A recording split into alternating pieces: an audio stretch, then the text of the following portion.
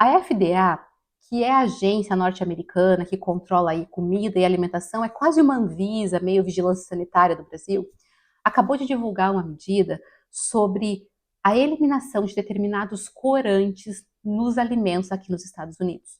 São vários corantes que dizem que também estão presentes nas comidas do Brasil, mas eu não fui pesquisar, mas vale a pena se você mora no Brasil pesquisar. Corantes como red, não sei o que lá, blue, não sei o que lá, são números que eu não lembro de cabeça.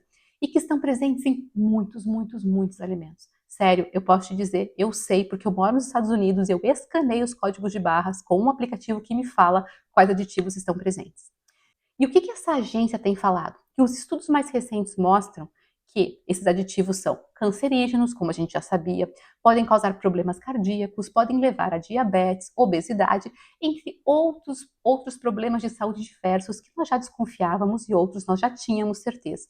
Mas mais do que isso, esses estudos mostram que os comportamentos das crianças, especialmente aqueles desafiadores, têm sido afetados por esses corantes. Por exemplo, eles estão relacionados a sintomas de TDAH, hiperatividade, déficit de atenção, além de outros comportamentos impulsivos e desafiadores. E o que a gente faz então? A gente vai atrás de um diagnóstico e medica os nossos filhos, em vez de cuidar com aquilo que a gente coloca no prato deles. E eu queria falar desse assunto com vocês porque eu tive uma experiência aqui em casa que só comprovou o que eu já sabia, que aquilo que a gente come muda completamente o nosso comportamento, o nosso bem-estar emocional. Se você nunca percebeu isso, faça esse teste. Se você come muita porcaria, eu sei porque eu como e eu comia muito mais. Mas se você tem esse hábito de comer algumas coisas que se a gente sabe que é ruim, a gente sabe, né? Faça o teste de você eliminar essas coisas e comer mais comida de verdade e ver se você não fica muito mais bem disposto, mais alegre, menos mal-humorado, etc e tal. Com os nossos filhos não é diferente. E eu acho que eles ainda são muito mais vulneráveis e sensíveis a essas questões. Eu tive uma experiência aqui em casa que eu queria contar para vocês. As minhas duas filhas mais velhas, elas fizeram os testes e foram detectadas como superdotadas. E a superdotação tem várias coisinhas, várias características muito únicas. Claro que depende de cada criança, mas em geral existem algumas características que se manifestam na maioria dos superdotados. E entre elas estão algumas coisas desafiadoras, como por exemplo a intensidade emocional, que é absurda, é hipersensibilidade emocional. Então a pessoa superdotada tem a tendência a ter reações emocionais muito fortes, emoções muito fortes. Aqui nos Estados Unidos eles falam big feelings, né? Então são bigger feelings para o superdotado. E então qualquer coisinha pode fazer ela ficar emocionada, chorar, se estressar, ficar nervosa, algumas reações explosivas que podem ser comuns, além de se somarem às características da própria idade, que às vezes nós temos crianças mais impulsivas pela idade e pela personalidade. Então, são alguns desafios do superdotado. Além disso, um outro desafio que pode se confundir com o TDAH, por exemplo, é que a mente muito acelerada do superdotado faz com que às vezes ele seja um pouco distraído, ele esqueça de coisas, ele se distraia muito fácil, ele às vezes tem hiperfoco para algumas coisas e para outras coisas ele seja completamente desligado. Também é comum. E também se somam a coisas da idade, né? Qualquer criança pode ter esses desafios de organização, de esquecimento, de rotina, além além da personalidade também, né? Existem crianças que também têm isso naturalmente. Então, do superdotado são características que são esperadas. Tudo isso é desafiador, mas tudo isso a gente lida com aquilo, é gerenciável, sabe, no nosso dia a dia. A gente está aprendendo a lidar e ensinar a criança. Mas uma das minhas filhas teve uma experiência que foi muito difícil para nós. Por um semestre, mais ou menos, assim, no final do primeiro semestre do ano passado, uns 3 meses, ela ficou muito difícil de lidar. Os sintomas esse sintoma da hipersensibilidade emocional, eu digo sintoma, mas eu não gosto dessa palavra porque não é uma doença, né? Mas essa hipersensibilidade emocional ficou absurda, ficou muito difícil de lidar. Ela tinha reações explosivas o tempo todo, tudo era motivo de chorar, ficar nervosa, brigar. Gente, estava um caos. Além disso, para contribuir, ele estava tendo sintomas de distração, déficit de atenção, tão severos e tão grandes que eu tive certeza que ela tinha TDAH.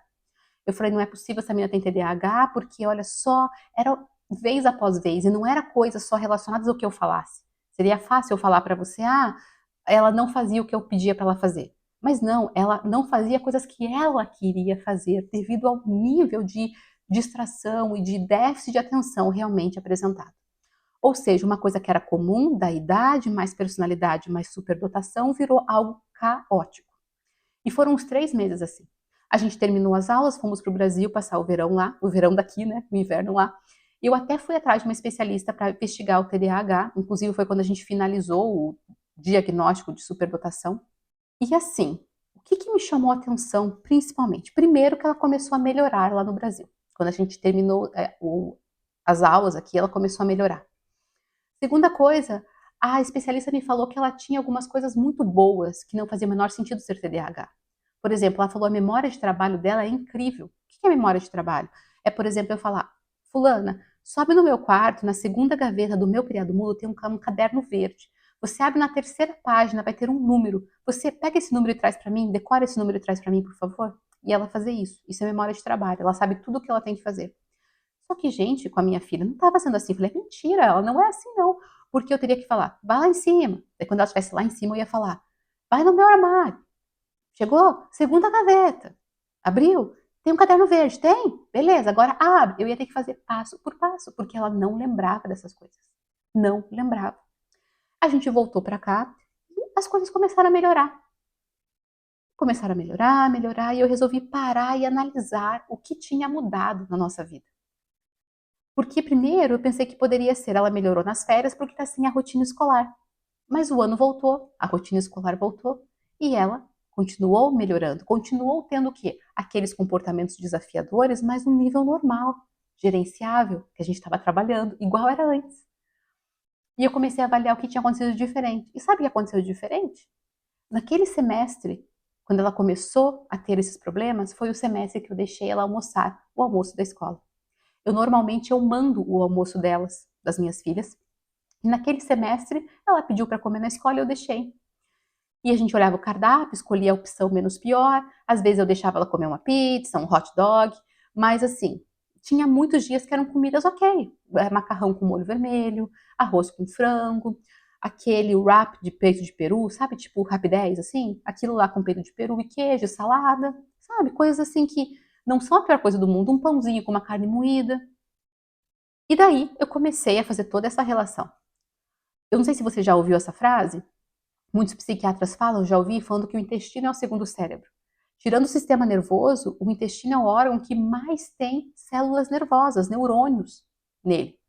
E aquilo que a gente come influencia diretamente com o nosso comportamento, como eu falei lá no começo do vídeo. Por isso que quando a gente está bravo, podem falar que a gente está enfesado. Não é verdade? Porque a pessoa enfesada, cheia de fezes, ela fica o quê? Brava, mal-humorada. Afeta o nosso comportamento. Eu comecei a notar também que essa minha filha ela tem intolerância à lactose. Então, ela consome laticínios com moderação. Mas quando ela consome, por exemplo, no final de semana a gente compra uma pizza, come pizza e tem de sobremesa um brigadeiro, vamos supor.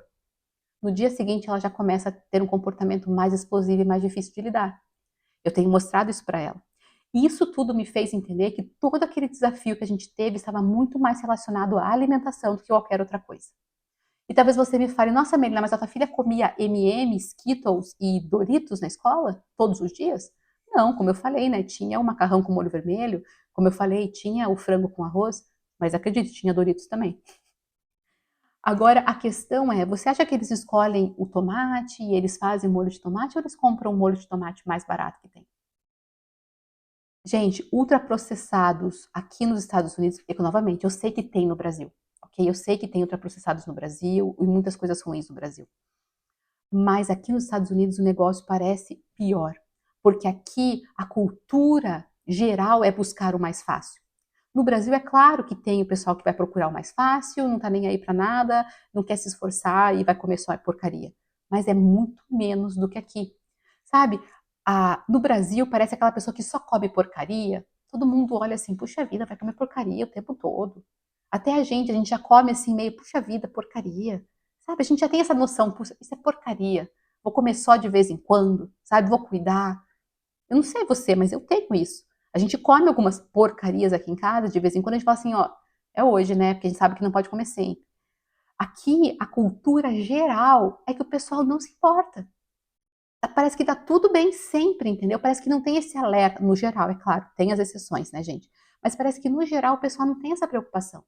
Logo que eu cheguei aqui, eu baixei aquele aplicativo Yuka. Eu sei que tem um similar no Brasil, mas eu não sei o nome, então se você sabe, deixa nos comentários para ajudar o coleguinha. Mas ele faz o quê? Ele escaneia o código de barra e ele te fala a qualidade nutricional daquele alimento, uma nota de 0 a 100. E ele vai falar das coisas ali, tudo que ele fala, de açúcar, gordura e tal, sódio. O que eu mais gosto é que ele fala dos aditivos. E você tem a opção de clicar ali e ver todos os aditivos presentes naquele alimento. Melhor do que isso, ele ainda separa entre aditivos sem problemas para a saúde, porque nós temos aditivos que são ok você colocar no alimento, aditivos com perigo moderado, que são os amarelinhos, e com perigo extremo, perigosos, que são os vermelhos. E quando você clica, ele explica por que são perigosos. Ele fala, olha, eles já foram comprovados que eles são cancerígenos, eles são potencialmente com problemas cardíacos, relacionados a problemas cardíacos, eles podem levar ao desenvolvimento de diabetes, eles explicam quais são os riscos daqueles aditivos para a saúde. Então você sabe o que você está levando para sua casa e o que você está comendo. E isso é muito relevante porque, por exemplo, para comprar pão, minha gente, eu escaneio os códigos de barra e todo mundo tem aditivo. Eu demorei para achar algumas marcas que são mais acessíveis, porque tem também umas muito caras, né? Mas assim, mais acessíveis, que não tenham aditivos. Hoje eu tenho 2 lá que eu sempre escolho entre eles. Mas tem pão que tem 9 aditivos. Outro dia eu achei um com 11 aditivos. Desses 11, 6 eram perigosos. 4 eram de perigo moderado. Agora você pensa você comer esse pão 3 vezes por semana. Ou todos os dias no café da manhã, com peanut butter, né? Pasta de amendoim e geleia. A pasta de amendoim que eu compro para as meninas é só pasta de amendoim, é só o amendoim triturado. Agora, a pasta de amendoim que todo mundo gosta é o quê? Com açúcar, com não sei o quê, com um monte de aditivo. E eles comem todos os dias. Aquele Pop Tart, já ouviu falar, gente? Que é famosíssimo. Inclusive tem um filme muito engraçado na Amazon sobre ele. O Pop Tarts é um negócio de café da manhã que a galera aqui come um monte. A Ana Júlia outro dia fez o Yuca para mim, ele deu 4 de 100. 4. Tem um outro negócio chamado Little Bites, que é uns mini muffins, que vem num pacote, numa caixinha, tipo um bolinho Ana Maria, só que mini muffins. 1 de 100. Se eu não me engano, o Pop Tarts tinha 7 ou 9 aditivos, uma coisa assim. Eu lembro que eu fiquei chocada quando eu vi. Por quê? Não é porque eu fiquei chocada, porque, nossa, que absurdo isso, eu vou comer uma vez no mês. Não, a pessoa come todo dia, 3 vezes por semana. As pessoas dão isso, esse Little Bites aí, que é esse muffin, o pessoal coloca direto nos eventos das escolas. Entende? Não é uma coisa de vez em quando. É uma coisa constante, frequente, o tempo todo. E isso é devastador para nossa infância. Porque daí a gente está alimentando os nossos filhos literalmente com veneno, e daí eles desenvolvem comportamentos que a gente não sabe lidar, e que a gente faz, a gente diagnostica eles e medica. Falando em medicar, o corante Red, não sei o que lá, até no Tilenol infantil aqui nos Estados Unidos ele tem. Novamente, eu sei que no Brasil ele está presente em várias coisas, mas eu não sei todos os detalhes e eu sei que aqui nos Estados Unidos consegue ser pior. Não só por esse comportamento das pessoas, mas também porque a regulação aqui nos Estados Unidos parece muito mais frouxa. Aqui é muito mais fácil passar alimentos que dizem assim, nos ingredientes, né? Aromatizantes naturais e artificiais, e sem especificar quais são esses aromatizantes. Acontece muito. O FDA é muito menos rigoroso que a Anvisa no Brasil. Então passa muito mais porcaria, essa impressão que eu tenho. Passa tanto porcaria que, para vocês terem noção, eu tenho comprado bastante barrinha de cereal para Ana, porque ela precisa levar um snack rápido para a escola, e também alguns snacks que eu gosto de ter na bolsa para quando eu saio com a Abigail, minha caçula, para ficar fácil e tal. Tem tanto aditivo nas coisas que quando eu vejo um que só tem açúcar, eu fico feliz. Eu falo, nossa, é só açúcar o problema desse.